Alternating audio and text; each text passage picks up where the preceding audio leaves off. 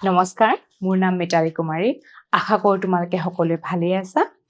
যোৱা দুটা অধ্যায়ত আমি হিন্দী ভাষাৰ ভাৰতীয় সংগীত কি এক ঝলক অধ্যায়টোৰ আমাৰ যিটো 6 নম্বৰ অধ্যায়, এই অধ্যায়টোৰ প্ৰথম ভাগ আৰু দ্বিতীয় ভাগ ইতিমধ্যে হৈ গৈছে। এতিয়া আমি তৃতীয় ভাগলৈকে আহিম। তোমালোকে সকলোৱে মোৰ সৈতে থাকা। আমি আগতে পঢ়ি আহিছো, এতিয়া আমি ইয়াৰ পৰা আৰম্ভ কৰিম। চলো हम उनसे नृत्य के बारे में भी जान ले। बोला আমি তেওঁৰ সৈতে নৃত্যৰ কথা পাতো। अर्थात हम उनसे नृत्य के बारे में थोड़ा सा जान लेते हैं। दोनों रोहन के पास चली गई। ठीक है, दोनों किसके पास चली गई? रोहन के पास, क्योंकि रोहन एक नर्तक था। वे दोनों से कहने लगे, कथक के अलावा भारतनाट्यम, मणिपुरी, कुचिपुड़ी, ओडिसी, मोहिनीअट्टम, कथकली और सत्रिय आदि भी शास्त्रीय नृत्य में आ जाते हैं। रोहन ने क्या बताया कि कथक के अलावा, कथक एक शास्त्रीय नृत्य है, उसके अलावा भारत में क्या क्या शास्त्रीय नृत्य है? भरतनाट्यम, मणिपुरी, कुचिपुड़ी, ओडिसी, मोहिनीअट्टम, कथकली, सत्रिय आदि। ठीक है, अब इनमें से बताओ असम के शास्त्रीय नृत्य कौन सा हो सकता है? हमको पता है कि असम का शास्त्रीय नृत्य है सत्रिय नृत्य। ठीक है, जिस तरह कथक को शंभू महाराज और बिरजू महाराज जैसे लोगों ने इतना लोकप्रिय बनाया, कथक को लोकप्रिय किसने बनाया? महाराज कौन? शंभू महाराज और बिरजू महाराज जी ने उनको लोकप्रिय बनाया। उसी तरह भरतनाट्यम को भी लोकप्रिय बनाने में रुक्मिणी देवी अरुणदेल का बहुत बड़ा हाथ है। भरतनाट्यम को किसने लोकप्रियता दी? किसने दी? रुक्मिणी देवी अरुणदेल ने। उन्होंने भरतनाट्यम को एक अलग ही मात्रा प्रदान की है। তেওঁ ভাৰতনাট্যমক এক বিশেষ মাত্ৰা প্ৰদান কৰিবলৈ সক্ষম হৈছিলে, তেওঁক জনপ্ৰিয় কৰি তুলিছিলে গোটেই ভাৰতবৰ্ষৰ আৰু ভাৰতবৰ্ষৰ বাহিৰতো। ओडिसी उड़ीसा का प्राचीन नृत्य ही नहीं बल्कि भारतीय शास्त्रीय नृत्य का भी एक अन्यतम अंग है। ओडिसी कौन सी जगह का शास्त्रीय नृत्य है? उड़ीसा का। ये प्राचीन नृत्य है, शास्त्रीय नृत्य है, कौन सी जगह का? उड़ीसा। ये क्वेश्चन भी आ सकता है, भरतनाट्यम कहाँ का है या ओडिसी नृत्य कहाँ का है, ये तुम लोग थोड़ा सा जान लेना। ठीक है, ओडिसी कोर है, कोर नृत्य है उड़ीसार शास्त्रीय नृत्य। इसका नाम रोशन करने में केलुचरण महापात्र की बहुत बड़ी देन है। ओडिसी नृत्य को किसने जनप्रिय किया है? ठीक है, ओडिसी नृत्य को किसने किया है? केलुचरण महापात्र जी ने। ठीक है, ये ओडिसी नृत्य को केलुचरण महापात्र जी ने जनप्रिय किया है। ओडिसी की भांति केरल की कथकली भी आज एक अन्यतम शास्त्रीय नृत्य है। मतलब ओडिसी की तरह और भारतनाट्यम और कथक के तरह भी कथकली भी एक अन्यतम शास्त्रीय नृत्य है। अभी हमको यहाँ पे कौन सा शास्त्रीय नृत्य का नाम मिला है? एक हो गया कथक, भरतनाट्यम, ओडिसी, कथकली। ठीक है, ये सब नृत्य के बारे में, और ये नृत्य कहाँ कहाँ प्रचलित है, ये नृत्य कहाँ के है, तुम ये सब एक बार देख लेना। ठीक है, गुरु शंकरन नमूद्रिपाद जी ने इसको लोकप्रिय बनाया है। कथकली को किसने लोकप्रिय बनाया है? गुरु शंकरन नमूद्रिपाद जी ने। ठीक है, ठीक उसी तरह मणिपुरी, मोहिनीअट्टम और कुचिपुड़ी नृत्य का भी शास्त्रीय नृत्य में एक अलग स्थान है। कथकली, फिर भारतनाट्यम, ओडिसी की तरह ही मणिपुरी, मोहिनीअट्टम, कुचिपुड़ी आदि नृत्य भी शास्त्रीय नृत्य का एक प्रधान अंग है। जिस तरह मोहिनीअट्टम को शांताराव और भारती शिवाजी जैसे महान कलाकारों ने लोकप्रिय बनाया है। मोहिनीअट्टम को किसने लोकप्रिय बनाया है? शांताराव और भारती शिवाजी जैसे कलाकारों ने उनको लोकप्रिय बनाया है। মোহিনী আট্টম যিটো শাস্ত্ৰীয় নৃত্য, সেই শাস্ত্ৰীয় নৃত্যটোক কোনে লোকপ্ৰিয় কৰিছিল, জনপ্ৰিয় কৰিছিলে? শান্তৰাও আৰু भारती शिवाजी जी। यही नामबुर मनत रखिबा। उसी तरह कुचिपुड़ी को राजा और राधा रेड्डी तथा मणिपुरी को लोकप्रिय बनाने में विपिन सिंह आदि कलाकारों का बड़ा योगदान है। अभी कुचिपुड़ी को किसने लोकप्रिय बनाया? राजा और राधा रेड्डी ने। ठीक है, कुचिपुड़ी को लोकप्रिय बनाया राजा और राधा रेड्डी ने, और मणिपुरी को लोकप्रिय बनाया विपिन सिंह जी ने। ठीक है, ये सब याद। ये नृत्य के नाम तुम्हें एक ऐसा बना के यहाँ पे नृत्य के नाम और साथ में कलाकार के नाम ऐसे ऐसे एक दो करके यहाँ पे लिखना।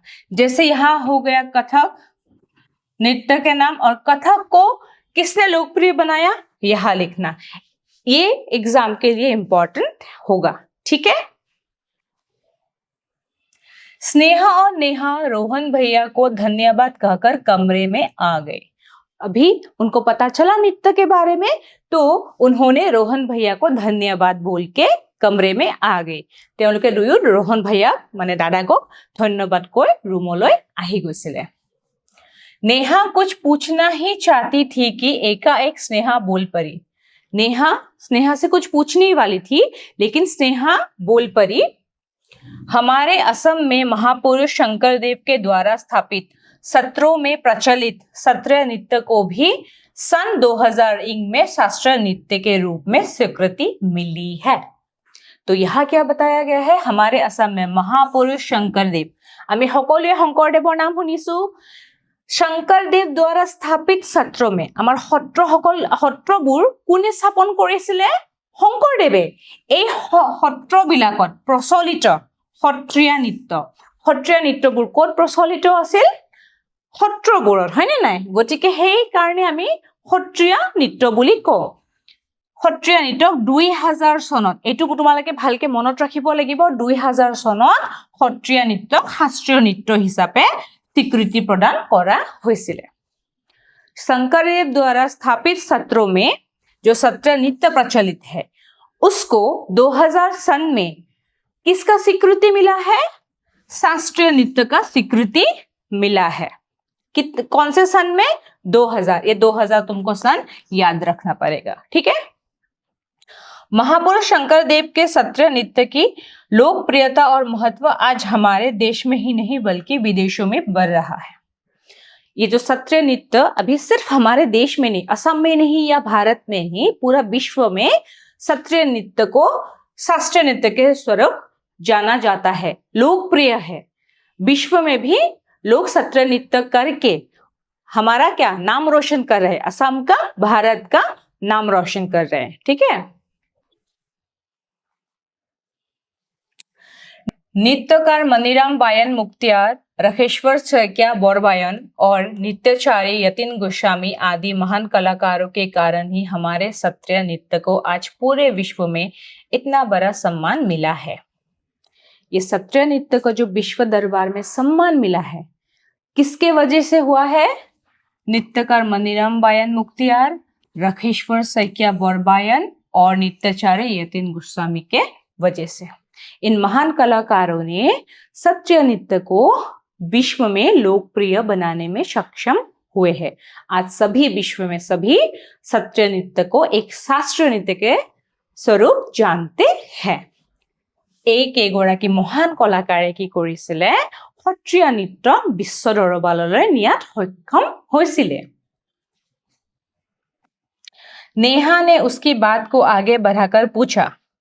नेहा ने क्या किया? उसकी बात को आगे बढ़ाकर स्नेहा से पूछा, स्नेहा, हमारे असम में शास्त्रीय नृत्य और शास्त्रीय संगीत के अलावा और क्या क्या नृत्य गीत प्रचलित है?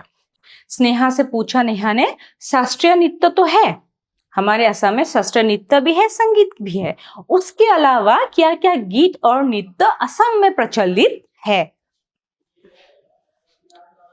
उसके प्रश्न का उत्तर देकर स्नेहा ने कहा, हमारे असम में बिहू गीत, ज्योति संगीत, विष्णु राभा गीत, बोर गीत, लोकगीत और रवीन्द्र संगीत आदि प्रचलित है।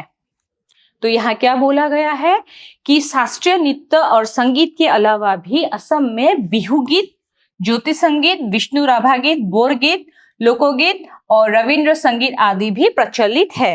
अर्थात অসমত বিহু গীত, জ্যোতি সংগীত, বিষ্ণু ৰাভা গীত, বৰগীত কোনে ৰচনা কৰিছিলে?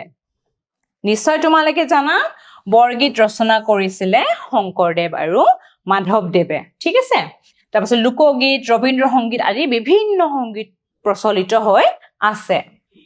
साथ ही बिहू नृत्य, बागरुम्बा और झूमर आदि लोक नृत्य भी प्रचलित है। यहाँ पे क्या बोला गया है? नृत्य में बिहू नृत्य, बागरुम्बा, झूमर आदि लोक नृत्य भी प्रचलित है। यहाँ देखो, ये जो बोरो लोग बागरुम्बा कौन करते? बिहू नृत्य कौन करते हैं? असमिया लोग। माने बिहू नृत्य कोने करे? অসমীয়া বিলাকে কৰে। ঠিক আছে, বাগৰুম্বা কোনে কৰে? বড়ো জনজাতিয়ে বাগৰুম্বা নৃত্য কৰে। ইয়াতে চোৱা বাগৰুম্বা নৃত্যৰ ফটো আছে।